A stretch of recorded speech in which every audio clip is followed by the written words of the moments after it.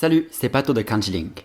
Dans cette vidéo, je vais vous expliquer comment conjuguer la forme potentielle des verbes en japonais. Avec cette forme, vous allez pouvoir dire « je peux faire ça »,« je sais faire ça ». Nous allons commencer avec les verbes du groupe 1. Pour vous expliquer la conjugaison de la forme potentielle, je vais avoir besoin de ce tableau simplifié des hiragana. Est-ce que vous vous souvenez que pour faire la forme polie, on doit monter d'une ligne? Si vous ne savez pas de quoi je veux parler, regardez mes précédentes vidéos ou mon site. Eh bien, pour la forme potentielle, c'est très similaire, sauf qu'il faut descendre d'une ligne pour transformer la terminaison en « e » en une syllabe en « e ». Ensuite, vous pouvez ajouter « le ». Essayons avec un exemple concret, oyogu, nager. Ce verbe a comme terminaison la syllabe « gu ». Je la cherche dans le tableau des hiragana. La voilà. Je descends d'une ligne et transforme « gu » en « ge ». Ensuite, il n'y a plus qu'à ajouter « le ». Oyogu devient « oyogeru ». Je peux nager, je sais nager. La bonne nouvelle, c'est qu'il n'y a pas d'exception. Cependant, vous devez faire attention à une chose. Le verbe que nous venons de créer finit maintenant en « le » précédé d'une syllabe en « e ». Est-ce que ça vous rappelle quelque chose? Exactement. À la forme potentielle, ça devient un verbe du groupe 2. Alors faites attention quand vous voulez le conjuguer. Il faut enlever la terminaison « je ». Par exemple, je ne peux pas nager ou je ne sais pas nager se dirait « oyoge nai » ou plus poliment « oyogemasen ». Ok, maintenant vous savez conjuguer la forme potentielle des verbes du groupe 1.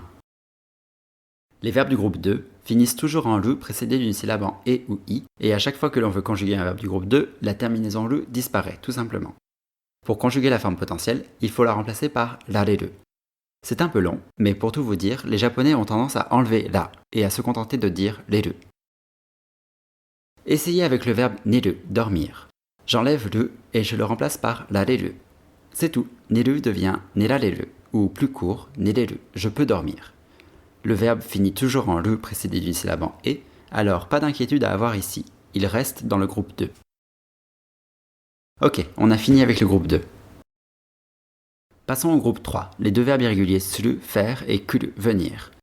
Suru est remplacé par un verbe complètement différent, dekiru, pouvoir faire ou savoir faire. Kuru devient ko, et ensuite on ajoute rareru, comme pour le groupe 2. Encore une fois, beaucoup de gens ont tendance à le raccourcir en koreru.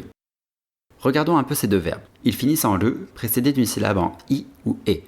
Alors faites attention, il va maintenant falloir les conjuguer comme des verbes du groupe 2. Pratiquons avec unten suru, conduire. Suru est remplacé par dekiru. Donc unten suru devient unten dekiru. Je peux conduire ou je sais conduire. Et comme il fait maintenant partie du groupe 2, si vous voulez le mettre au négatif, il faut enlever la terminaison « le ».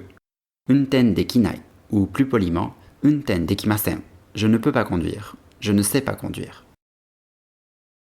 Ok, on a étudié tous les groupes. Résumons tout ça. Pour le groupe 1, vous transformez la terminaison en « e » en une syllabe en « e », qui se trouve une ligne en dessous. Ensuite, vous pouvez ajouter « le ». Pour le groupe 2, vous enlevez la terminaison « le » et la remplacez par « rareru ». Dans le groupe 3, suru devient dekiru et kuru devient korareru. Attention, quand un verbe est à la forme potentielle, il finit toujours en « le » précédé d'une syllabe en « e » ou « i ». Donc ça veut dire qu'il se transforme en verbe du groupe 2. Voilà, maintenant que vous savez tout ce que vous avez besoin de savoir sur la forme potentielle, vous pouvez vous détendre. Si vous avez besoin d'aide pour apprendre le japonais, allez sur mon site kanjilink.com.